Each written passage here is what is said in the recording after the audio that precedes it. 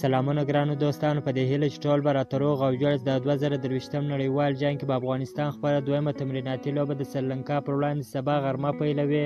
ټاکل شوی دی چې د 2023 نړیوال جنګ کې به هره لوبډله تر رسمي لوبو وړاندې 2 تمریناتي لوبې کوي، چې افغانستان خپله لومړۍ تمریناتي لوبه د ساوت افریقا سره درلودله چې د باران له کبله ونه شوله. افغانستان به خپله دویمه تمریناتي لوبه سبا د سریلانکا پر وړاندې سبا غرمه د افغانستان پر وخت پر 1 بجه پیلوي.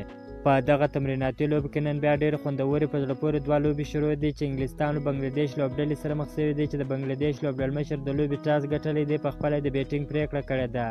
د دوی په لوبه کې یو ځل بیا باران دی، ګورو چې باران به ودرېږي که به نه ودرېږي، که به لوبه یو ځل بیا لغوه شي.